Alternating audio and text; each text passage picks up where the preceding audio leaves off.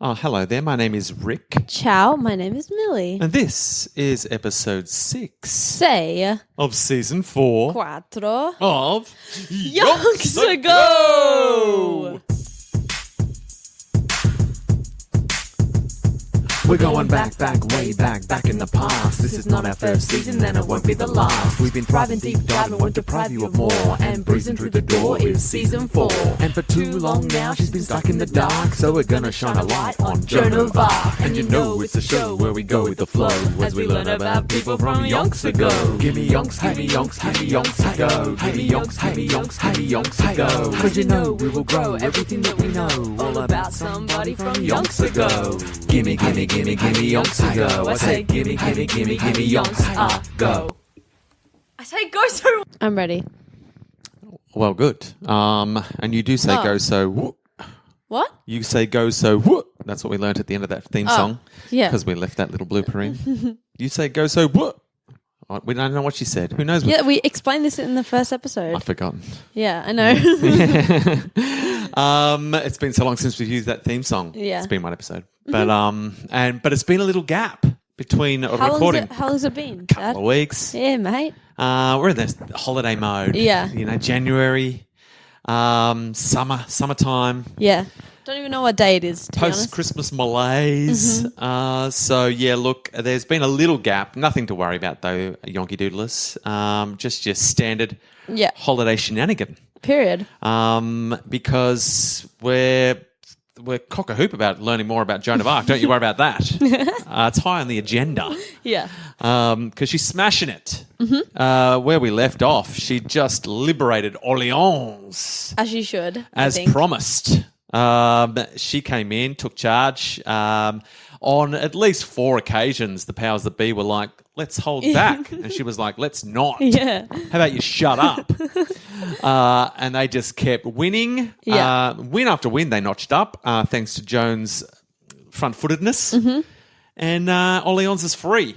Orleans. Did she get shot in the shoulder as well? She did Neck, cop an shoulder? arrow in the neck. Yeah. But did it stop her? No way. No. No way. I mean, we've all been there, yeah. to be honest. If one of the generals higher up got shot in the neck, you could bet they would retire hurt. Retire hurt. Dave Warner style. Yeah. Just limp away, never to fight again. Although being shot in the neck is valid to retire hurt. yeah, well, no one would think ill of you. Everyone would go, oh, what happened? Just a cramp, though. Yeah, Get back on the battlefield, mate. Yeah, that's right. Whereas when Joan of Arc gets shot in the neck, she's like, get me back out there. She doesn't get hurt. No, she's going to get me back out there. I'm sent by God. I'm a bloody virgin and I want to fight. She always gets mixed up in it. Yeah. She's not holding back. And as a result, Orleans, which had been under siege for God knows how long. It's true. God does know. And God told Joan. And Joan said, it ends today. Yeah. And it did. So hats off to her. And so let us continue on learning what happens post-Orleans. Liberation Day. I'm excited. So just to circle back on where Joan's been, how she got where she is. So when she went to Chinon to meet up with the Dauphin, Prince Chucky Jr., soon to be king. Yeah. He hopes. Joan had declared to all and sundry that she was sent by God. That's her. Yeah. That's her standard line. Claim to fame. Yeah. Who sent you? God. Yeah. They try to trick her. But who really sent you? No, God. Yeah. She's always ready. It's for real. Never stuffs it. And so then they sent her to get checked out by the people, just to make sure she was of good moral worth and all of that. Yeah. And they asked her to show them a sign demonstrating that she was sent by God. Okay. And she replied to them in that instance that it would be given to them, that they would get their sign if she was sent to Orleans. She goes, you send me to Orleans and you'll get your bloody sign that I'm sent from God. And so now many people have seen the lifting of the siege, the freeing of Orleans. They've interpreted that as the sign that was promised. Yeah. I think so. So they've, she goes, send me to Orleans, you'll see what happens. They sent her. She made it happen. It's true. And everyone's gone, maybe that's the sign. I mean, she got shot in the neck. and still got And out still, there. yeah. If that's not a sign, that's not a sign from God, what is? Exactly. And so they've gone tick. That Yeah. was the final little box they had to tick on For Joan sure. of Arc For sure. to make sure, because it was like to be sign from God to be confirmed. Yeah. Now And it's- now yeah, confirmed. Yeah. sign from God confirmed. A lot of people reckon. Yeah. There it is. And now she's got prominent clergy. Here's a few names. I don't know if these ring a bell. Prominent clergy of the time, such as Jacques Scalou. He's the Archbishop of Embrun. Okay. And also prominent theologian Jean Gasson. So she's got Jacques Scalou and Jean Gasson. Who are these two pretty guys? good names. Well, these are like her new. These are like J Metz and Bertrand de saying Poulengy, goodbye. but heavy hitters. Whereas J Metz and Bertrand de Poulengy were the common man. They were just the OGs. OG. They got her to where she is today. Man off the street. Never forget. They were the man off the street. Yeah. But this is like the same situation. Two guys jumping on board the Joan train. Yeah. But they've got clout. Yeah, for sure. You know, for sure. they're going. They're Yeah. right. They're putting it in their newsletter. They're letting people know. Yeah. J Metz and Bertrand de Poulengy had to get out and talk to the people. Yeah. And say, check out Joan. She's eating a bit. Yeah. But it's these guys. People are coming to them. They've already Gotcha. got a crowd. Yeah. They've got their own subscribers. Their So own. yeah. So it's like a crossover of fans, bringing Yeah. the fans over. That's exactly right. So now Gotcha. she's really making waves. I hope J Metz and Bertrand de Poulengy are all right. That's the the kind of thing that- OGs always stick around. I bro. know they do, but how are they feeling? Because now Joan might be yeah. running with, Jean Gasson and Like, don't forget us. Jacques Scalou. Yeah. Too famous for them now. Yeah, so hopefully she's not getting too big for her britches. Yeah. She doesn't forget J Metz. Because that'll bring you unstuck. Yeah. If you forget the people that got you where you are. That's true.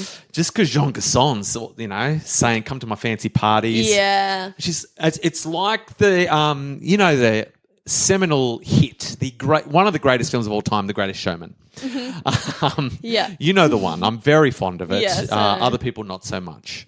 I'm fond of Zac Efron. It's like that part in the scene where Hugh Jackman doesn't want to invite the freaks that made him who he is. Exactly. Doesn't want to invite them to the fancy party. Lame. And he's like, just stay outside, guys. yes, that's like, hey, it's not your sort of party. And then we get the banger that is This Is Me. Yeah. And so I'm hoping, obviously Jean Gasson and Jacques Scalou, they throw some fancy dues. Oh, I can see it in my head. When Jean Gasson has a birthday, mate, it goes for days. He has a birth month. Yeah, that's right. And Jacques Scalou, never not partying. Oh, for sure. Yeah. And so I'm hoping now that Joan of Arc's running in their circles, Yeah. she's not saying to J Metz and Bertrand de Poulengy, hang back. Yeah.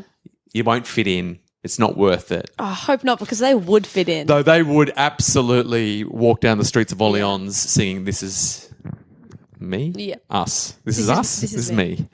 This Is Us is the One Direction movie. That's right. Thank you. I knew it was. One Direction, This Is I knew Us. it was important for some reason. Yeah. So look, it could be problems for Joan of Arc.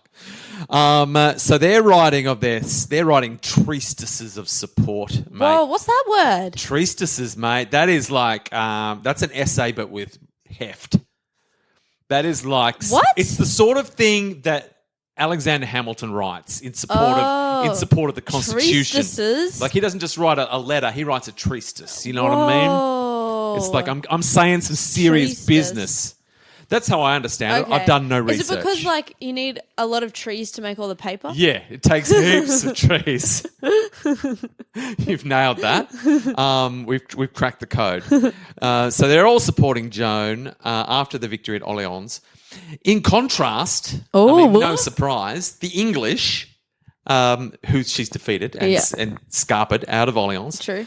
they saw the ability of this peasant girl to defeat their armies as proof that she was possessed by the devil. Yeah, They flipped it. Yeah. As you do. Always got to have a rebuttal. Yeah, as you do. I mean, they're not going to say it was a God thing because that's no good for them. Yeah. Because what does that make them? Yeah. What does that make them? So they had to Makes flip them it. the devil. That's right. If Exactly. God's helping her get them out, they're in the wrong. Exactly. So they had no choice but to flip it. Yeah. And they're like, sign from God. No, sign of the devil. Yeah. Possessed. Exactly. Get her. So she's on their bad list. Yeah. But look, so that's where she's standing now. She's made great leaps. And so then she is, after the success of Orleans, after she's made these great leaps, she's insisted that the Armagnac forces should advance promptly. No rest. Mm-hmm. Let's not rest, she says. They should advance promptly towards Reims to crown the Dauphin. Yeah.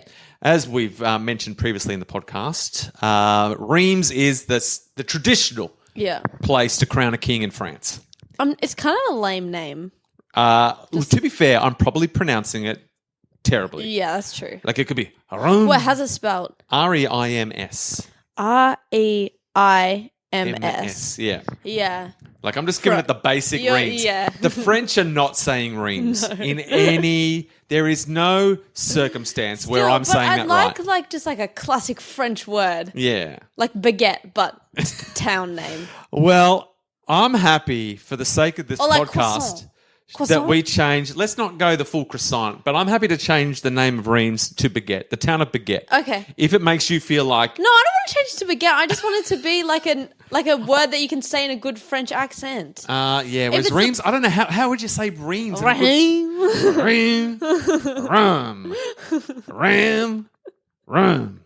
I'll give it my best. Okay. I'll stop saying Reims for the sake of you because it is such an important part. That's what I'm saying. Of the French. I mean, they're crowning the kings there. Yeah. They're always crowning their kings at Rome. I'm just like I'm revving a car. Yeah. Rome. Because that's how they rev up their their after this, nation. we could like go on Google and be like Reims pronunciation in French. How do they say it? Well, yeah. I mean, let's assign ourselves some homework and get it done. Episode 7, where we say Rome correctly. Imagine if I'm nailing it right now. I know. So she's like, bang, the time is now. Yeah. Let's go to Rome and crown the Dauphin. But isn't that like where the other guys are hanging out? Yeah, look, it's not an easy road. Yeah. They're going to have to do some work. What are they called again? The other buddies? Burgundians. Yeah. The Burgundians and the English have got several strongholds along the way. Yeah. So yeah, it's not as simple as it sounds. It's not just a hop, skip, and a jump. Where's the Joan of Arc board game? I don't know. Where you journey through France and it's like risk. The patriarchy has made sure that we do not invest nearly enough time in learning about Joan of Arc and her mighty feats. I mean, they could like a video game. I mean, already so much has happened that she has accomplished. Woohoo! That's all I'm saying. So Prince Chucky Jr. allowed her to accompany. Allowed her. He's allowed Joan. You don't allow Joan. No. She'll do it whether you like it or not. She's letting you know what the plans are. He just said okay. Yeah, and to be fair, her whole plan now is to get the crown on your head, buddy. He was like, sign me up. Yeah, I'm on board. So she's off with the army under the command of John II, Duke of Alençon. Sheesh. Now, this is the name. This guy, he is Joan of Arc's right-hand man. He's come on board during the Orleans siege. He only gets a mention now, but I dug into him a little bit. Okay, what's his name? Pardon? What's his name? John II. Jean, Duke of Alençon. John of Alençon. Well, it does rhyme, which is nice. Yeah, I'll give him John of Alençon. Yeah. Because it's nice to say. Yeah. So John of Alençon, he is a huge... He heard tell of Joan while she was... Before she hit big. Yeah. Obviously, Jay Metz, Bertrand de Poulengy had spread the word. That's when he picked up. Yeah. And now I looked into John of Alençon a little bit. He was a relatively wealthy man who had been involved in warfare since he was 15. He got into the battle early. Okay. And he got captured quite young. Not that. By the English, and they they made him pay a ransom and stole all his land to get free. They were like, we'll set you free, but only for $200,000 and all your land. Yeah. And he had no choice but to pay because they were not being nice to John of Alençon. For sure. They were making life miserable. Nice. So he's paid the ransom. He's got free after about 5 or 6 years imprisoned. Good. Yeah. He's come out, a broken man. He was known. upon his release as the poorest man in France. But as a joke, he obviously wasn't. There was peasants heaps poorer than this guy. For sure. And he was still held in high regard. Yeah. But he just didn't have a penny to his name. Yeah. Or any lands to command. Yeah. And while he was this poorest man in France, that's when he hears tell of Joan of Arc, and he's like, I need a cause. I see. I've got nowhere to go, nowhere to be. Yeah. And I'm looking for a way to pay the English back. Yeah. Let's find Joan and team up. Period. Let's collab. Yeah, collab. And he teams up with her in Orleans, and they get along like a house on fire. Let's go. Is it romance? Is it bromance? No one knows. There's not enough. Yeah. All anyone knows is these two could not get enough of hitting the battles together. Period. And so now he's kind of like, because of the way the world works, as we know, they're not putting Joan in charge of the army. Yeah. She can be the figurehead, but officially she can't be in charge. John of Alençon has been put in charge of this army that's going to head towards Rome. Mm-hmm. With Joan sitting right beside her. Okay. But you'd imagine Joan's calling a lot of the shots right now. Yeah. Because it's the Joan and John of Alençon It's show. reminding me of... Okay, Joan and John. This is a weird connection. But in Twilight, the third movie... Right. The baddie... Spoilers. Yeah. The baddie is like... Because one of the vampires can read minds. Oh, of so she course. needs to stay in the shadows. Okay. So she's whispering in another vampire's ear. Yes. But she's calling the shots. But it's the dude making all the decisions. Sure, he's the one, Yeah. out in the open, Yeah. doing the deeds. Yep. It's like that. So Yes. she's like... What not are their in names? shot. What are their vampire names? It was Victoria, the baddie, and Riley, who she turned into a vampire so she could use him as a...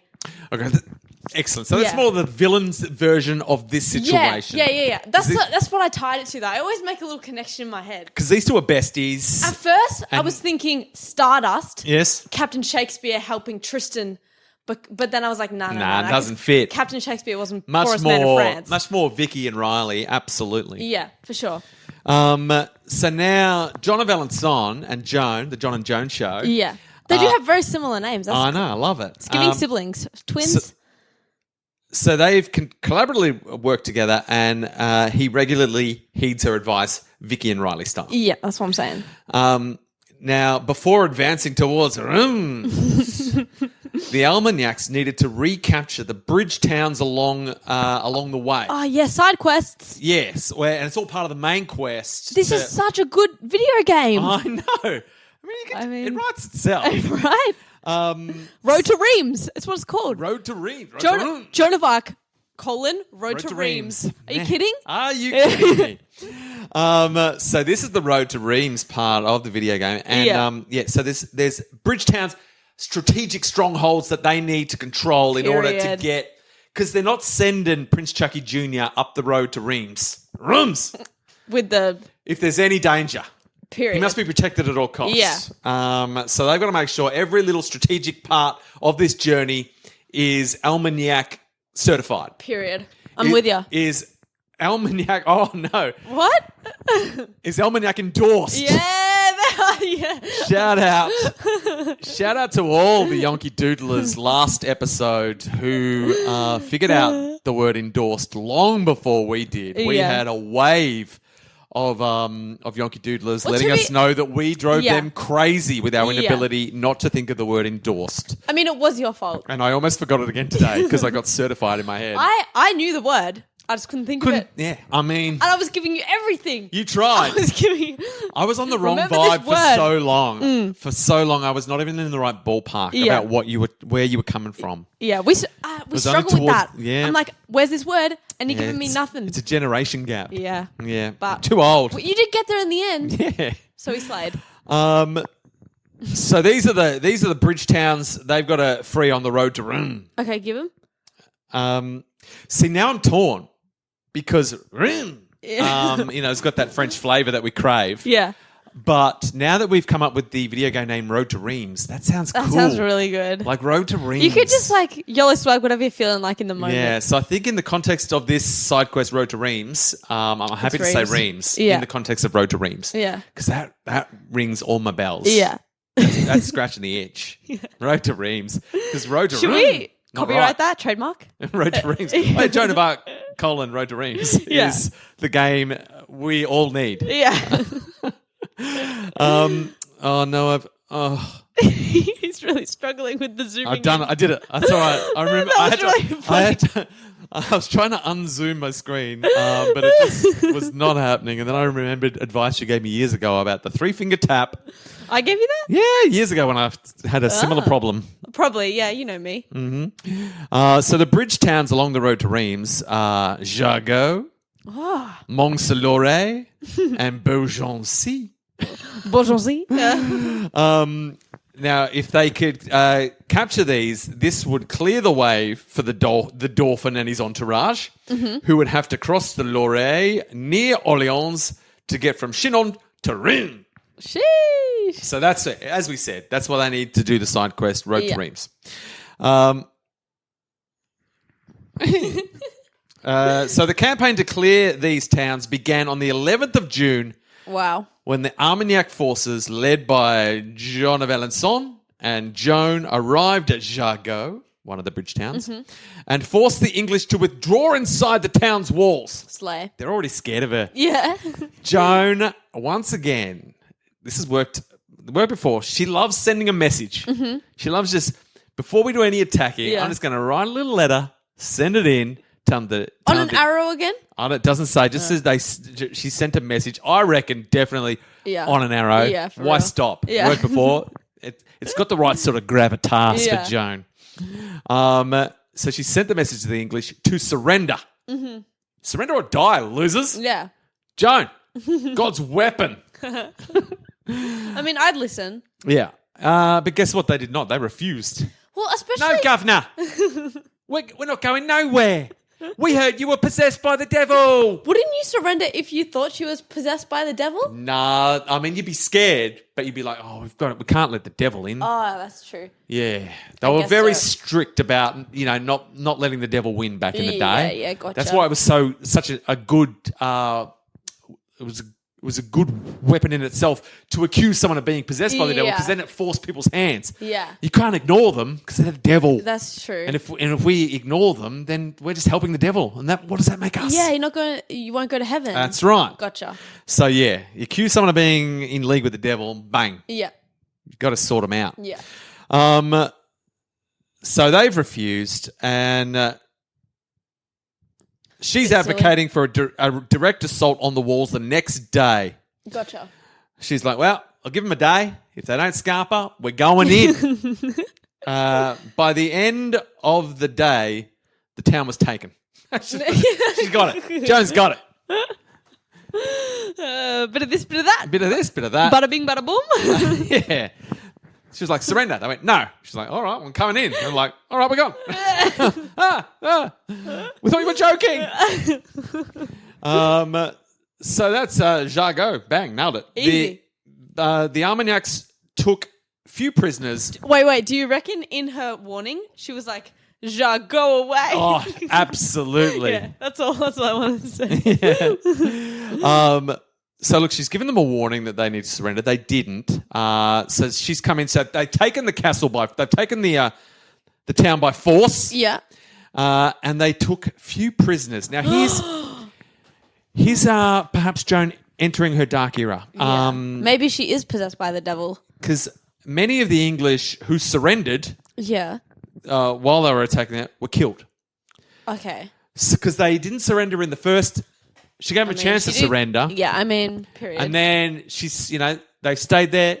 Jones had to come and attack, use some of her mighty, battle cries. Yeah. And then once she gets in there, all of a sudden the English are like, oh no, just JKs, we do surrender. No. And she said too late. Yeah.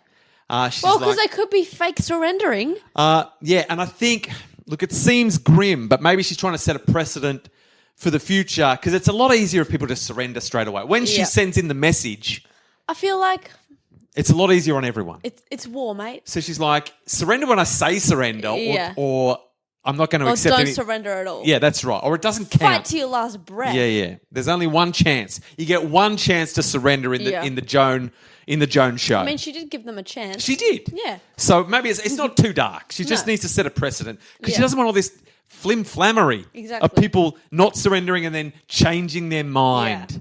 As if. That is nonsense. Stick to your guns, mate. It just makes it a very messy business. Yeah. So, yeah, look, I'm back on board. It's not a dark era at all. It's just sensible battle technique. Not sure about the taking the prisoners, but... We've got to take a few. What they normally do, like John of Alençon, they capture the wealthy officers because you can ransom them. Yeah, for it's raise funds for the army. Yeah, I gotcha. You know what I mean? You know what? I'm back on board. Eat the rich. Yeah. They'll pay. Yeah. You go, oh, you can have him back for, $200,000 and all his land. Yeah. And they're like, fine. And that's just how they play the game. Period. So during this campaign, Joan continued to serve in the thick of battle. Of course she did. Of course. Again, she's not holding back. She's serving like slay. During this battle, she even began scaling one of the ladders up the wall with her banner in her hand. But before she could climb the wall, she was struck by a stone which split her helmet. So she's copped another one. Well, at least she was wearing a helmet. She's got the helmet. It has split that helmet in two. Wear your helmets, kids. That's probably why she wasn't taking any prisoners. She's like, look what she did to my helmet. Yeah. Because no one would surrender when I asked. Yeah. This is nonsense. She's taken a hit. It wasn't as bad as the arrow to the neck. It's just a rock to the head. Yeah. Lucky she was wearing her safety equipment. Exactly. So anyone out there who's like riding their e-scooters or on their bicycles without their helmets, do like Joan does. Always wear head protection. Even if you're too cool for school. She's like, I'm sent by God. I probably don't need a helmet. Yeah. If God wants me to get hit in the head, I will. Always use a little bit of protection, though. Yeah. She got hit in the head. Yeah, it's going to hurt. Yeah. But you're not going to die. And everyone sees her. She gets hit. She falls off the ladder. Everyone's like, Joan's dead. And then she's like, nah, she's back up. Sent from God. Yeah, she's like, what happened? Just my helmet. Yeah. My helmet broke in two. I'm fine. Yeah. I got hit in there with a rock and I fell off a ladder. Exactly. I feel fine. I'm ready to go. Let's get in there and take this city. Period. And if anyone surrenders, let's kill them. Yeah. Nice. Everyone's on board. Let's go. So once again, she is doing the business. Yeah. Then John of Alençon and Joan's army advanced onto the next bridge town on the 15th of June. They've gone to Mont-Saint-Laurent. Mate, they took control of the town's bridge. Bang, straight away. No one even bothered them. They just go to, the bridge is ours. She puts her banner up there. Yeah. She's like, Joan's Bridge. And the English garrison withdrew to a castle on the Loire's north bank, which is the river, on the River Loire's north bank. Most of the army continued onto the south bank of the Loire to besiege the castle at Beaugency. Mm-hmm. So Joan's army, because that's the other part that's the other part of the quest. They need to get Beaugency. Yeah. So they're making great strides. Meanwhile, I think so. What's happening? While this is happening, the English army from Paris have heard what's going on. Oh, dear. They're like, Joan's on the march. We threw a rock at her head, didn't stop her. Mm-hmm. We need backup. So under the command of Sir John Falstaff. Oh, so many Johns. Another John. Mate, this is... The J names are never ending. Yeah, Sir Falstaff. Had linked up with the garrison at Mont-Saint-Laurent and travelled along the north bank of the Loire to relieve Beaugency. So the garrison who were in that little bridge town, they yeeted. Yeah. And in the meantime, a backup army from Paris had marched down. They've joined forces with the garrison into like an Uber squad. That's heavy. Is coming. Yeah. And they're coming to back up the people who are held up in the castle at Beaugency. Okay. So there's a bunch of English people holed up under siege in Beaugency, but they have reinforcements coming their way.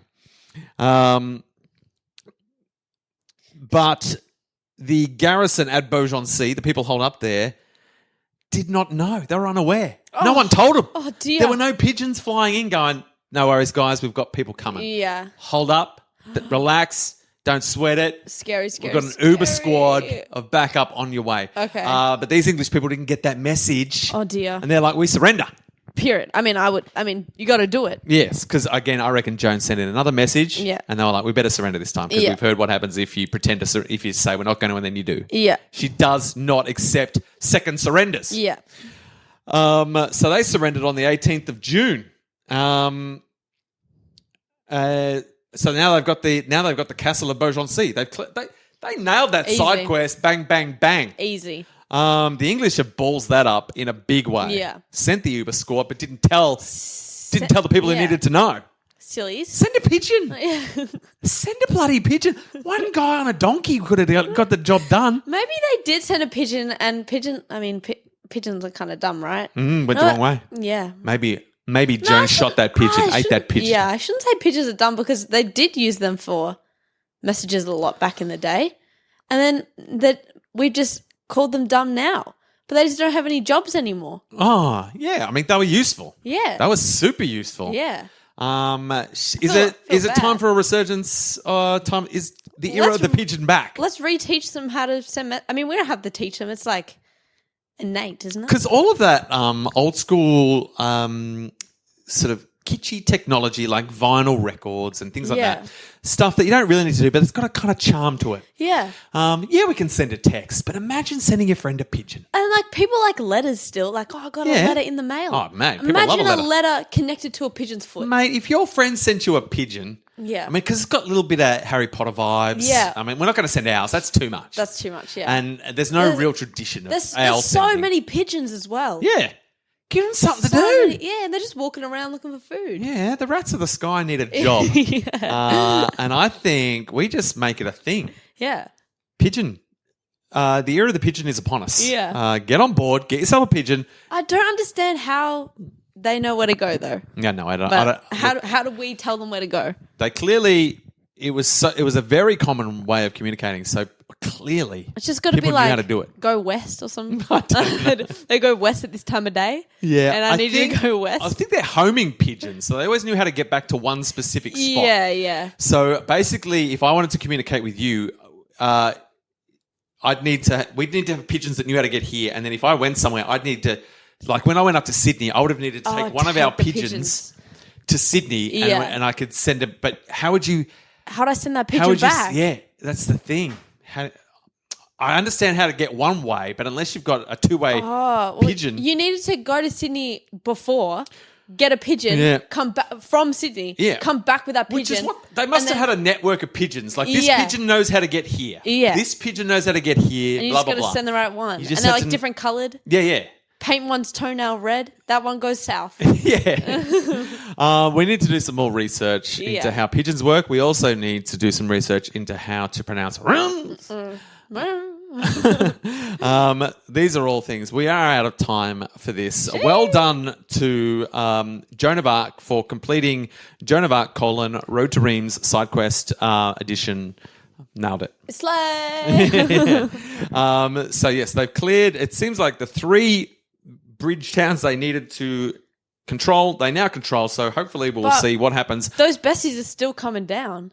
That's true. The Uber squad. Unless they sent maybe they're word like, no of the point. surrender. Whatever. Already surrendered. Can you take back a surrender if you get reinforcements? I think they probably could, but they're out of the castle now. Yeah. Joan and her army have moved right in. Yeah. And it's a lot easier to defend a castle than to attack it. That's true. Look, that's where we're at. Joan just continues to rack up the W's. It's win after win. Yeah. Bestie Joan of Arc, welcome to the narrative. Thanks for taking charge. Yeah. So that Joan of Arc Joan could really be in charge. And shout out to Joan for once again just taking the hits, but not letting it get you down. I get knocked down, but I get up again. She's the original Chumbawamba. She's the original tub thumper. She will get knocked down, but she will get back up again. Yeah. I do not doubt that she has a vodka drink, she has a lager drink. Mm-hmm. At the end of a hard day of sieging and castle taking, why wouldn't you? I would. Mate, you're sent from God. Exactly. Slam a shooter and just relax with the squad. Exactly. She's got a sweet squad around her. James Metz is always... He's there, racking up the drinks. Yeah. He's a bartender. Yeah. At the end of the siege of the castle, they take the castle. She heads straight to the bar at the castle. Yeah. She's there with my main man, John of Alençon. Yeah. No doubt Jay Metz is there, slinging drinks. Yeah. Bertrand de Poulenjay on... Bertrand de Poulenjay is a bartender. Yeah. I reckon he's on drinks. Jay Metz is on... Waitering. he's on the decks. Oh. He's spinning the hits. Yeah. Jacques Galou, he's there writing another treatise about how Joan just got hit by a rock and got back up again. And I've forgotten our last man's The name. other one. Something starting with a J. It was sure. a cool name too. I will not rest until I find the fifth member of the squad. Jean Gasson. Oh, the rhyme. Jean Gasson. Gasson. We've got Joan of Alençon and Jean Gasson. Jay Metz is doing the mixing. Yeah.